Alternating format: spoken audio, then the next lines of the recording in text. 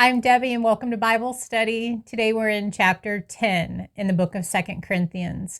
And Paul is going to be giving his credentials, pretty much what he does through the entire book of 2 Corinthians.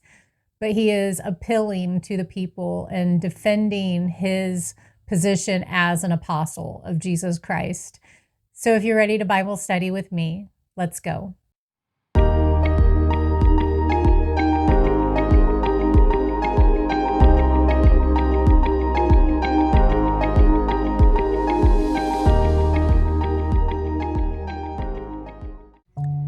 Dear Heavenly Father, we come to you with thanksgiving, and we ask that you give us knowledge, understanding, and wisdom as we study your word together today.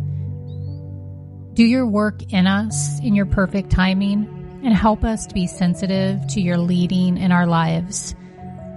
Give us a fresh insight, and let us leave today's study with a new perspective. In Jesus' name we pray.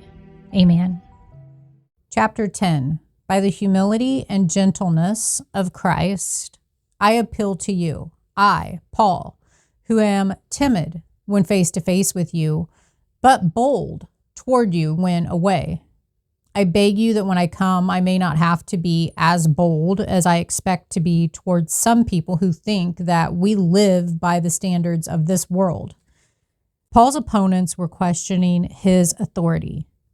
From the middle of chapter 7, we know that the majority of Corinthian believers were siding with Paul. However, a minority continued to slander him, saying that he was bold in his letters, but he had no authority in person. 2 Corinthians chapters 10 through 13 are Paul's response to this charge. Paul used Jesus as a model for being gentle and kind rather than demanding respect. The humility, the gentleness of Christ. Verse 3, for though we live in the world, we do not wage war as the world does. The weapons we fight with are not the weapons of the world. On the contrary, they have divine power to demolish strongholds. We demolish arguments and every pretension that sets itself up against the knowledge of God. And we take captive every thought to make it obedient to Christ. And we will be ready to punish every act of disobedience once your obedience is complete. Like Paul, we're merely humans, but do not need to use human plans and methods to win our battles. We can use God's mighty weapons as we fight against Satan's strongholds. Christians must choose whose methods to use, God's or the world's. The world's weapons include the influence of money, power, status, fame, and coercion. Paul assures us that God's mighty weapons, the influence of prayer, faith, hope, love, God's word, the Holy Spirit, those are more powerful and effective. These weapons can break down the proud arguments people use to rebel against God and smash the walls of deceit that Satan builds to keep people from finding God. When dealing with people's pride and rebellion against Christ, we may be tempted to use our own ideas to fight back. But nothing can break down these barriers like God's mighty weapons. I will put the scripture on the screen here from Ephesians that talks about all of the different weapons that we can use of God. And Paul's using this military terminology to describe this warfare against sin and Satan. God must be the commander-in-chief. Even our thoughts must be submitted to his control if we want to survive the spiritual warfare all around us. Spirit-empowered believers must capture every thought and yield it to Christ.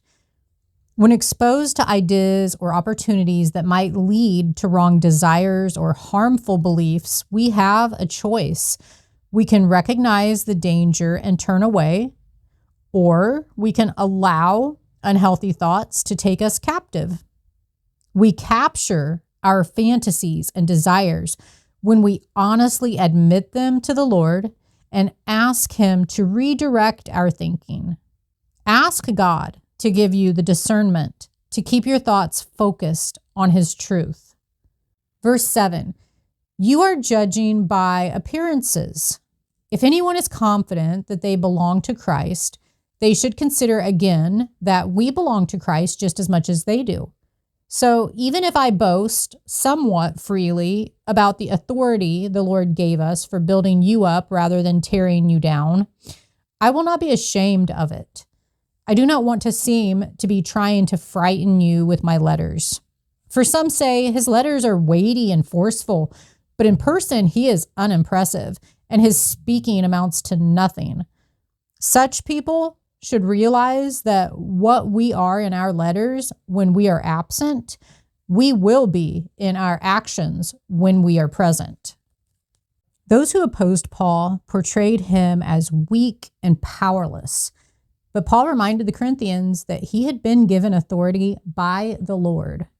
False teachers were encouraging the believers to ignore Paul, but he explained that the words in his letters were to be taken seriously.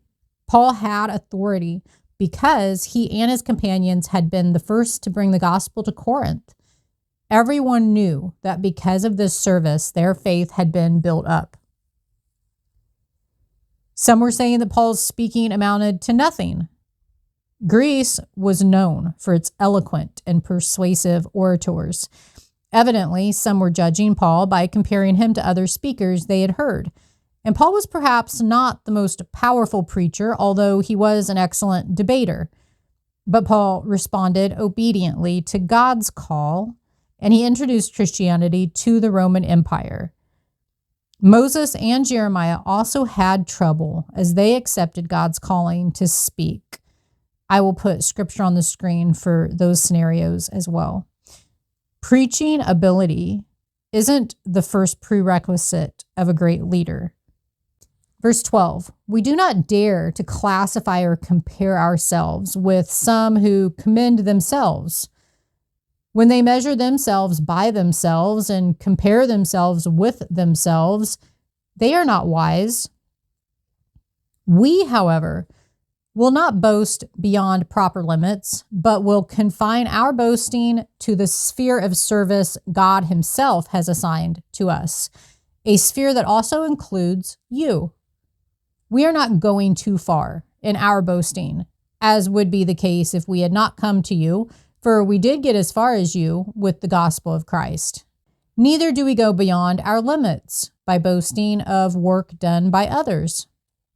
Our hope is that as your faith continues to grow, our sphere of activity among you will greatly expand, so that we can preach the gospel in the regions beyond you.